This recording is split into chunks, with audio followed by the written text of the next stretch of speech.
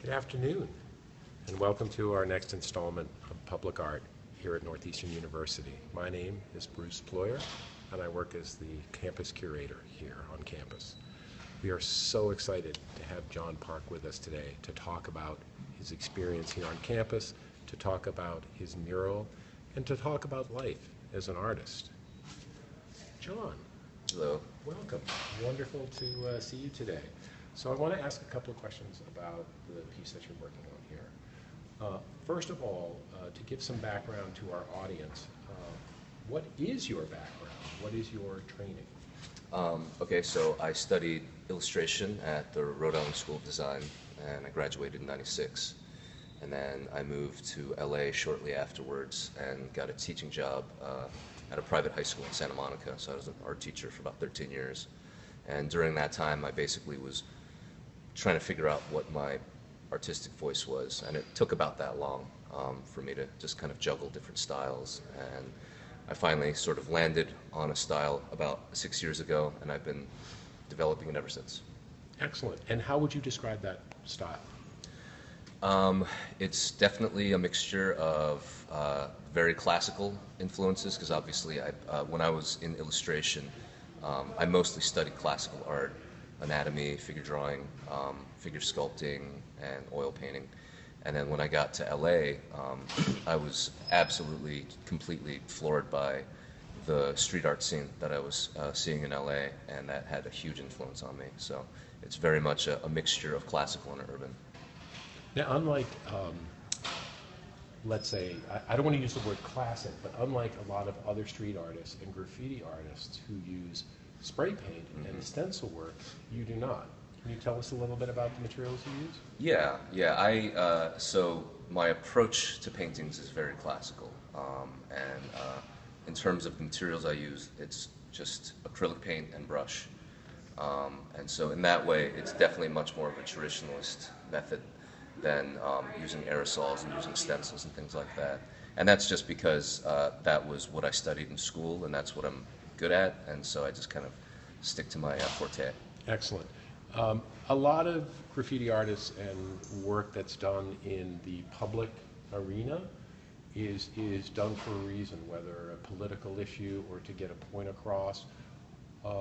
I'm not looking to find out necessarily what your political agenda is, but what is it that attracts you to this arena?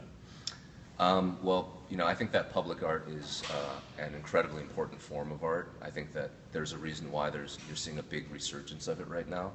I think the fact that just by the mere fact that it's publicly available, there are no barriers to entry to enjoy this type of art.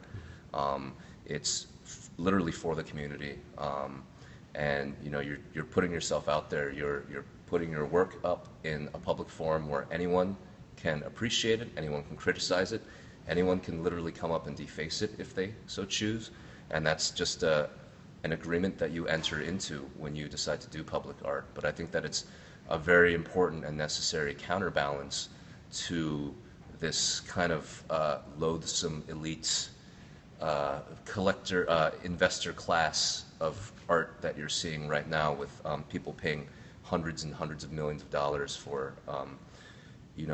soulless, contentless work. So I think that it's a great counterbalance to that, and I think you're going to see a lot more of it.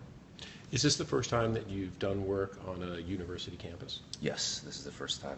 How is that different from your other experiences? It's been really great. I mean, it's... Sorry about that. No worries. Yeah. It's, the atmosphere is amazing, obviously.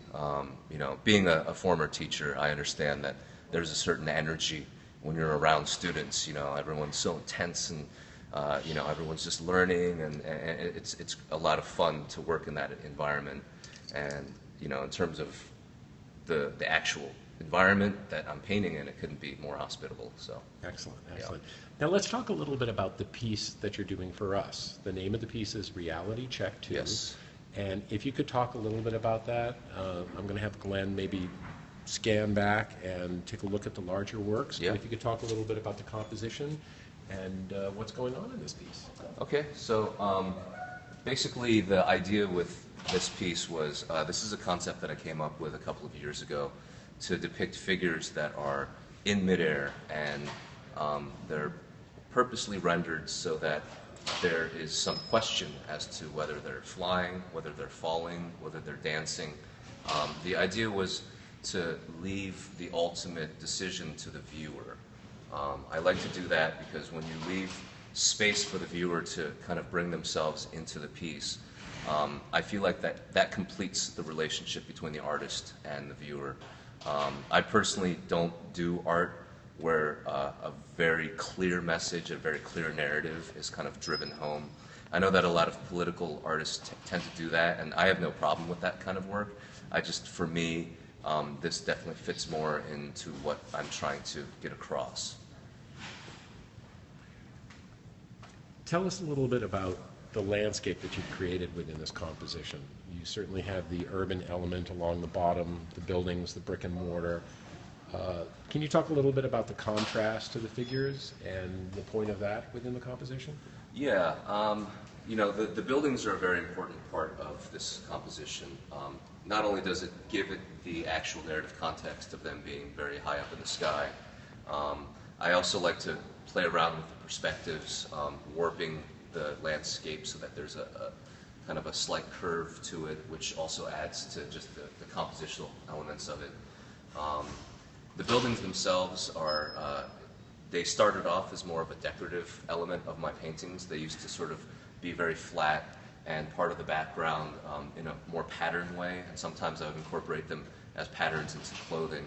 And then gradually they just became more and more solid until I decided to use them as the third component, the third narrative component, which, I think it's one other way to sort of bring the figures into the modern context.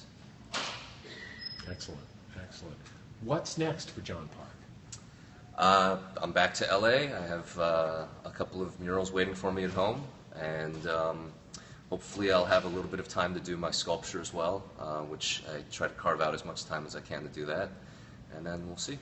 So in addition to the mural work, you do other artwork. You do sculpture and other forms, other types of work? Yeah, I have a real passion for 3D work as well. I did a lot when I was in school, and I've been doing cardboard sculpture for the last 3 years, and it's various types of animal heads. I'm trying to work on a series of animal trophy heads that are of endangered or extinct species that are made out of cardboard that I just don't have enough time to get done.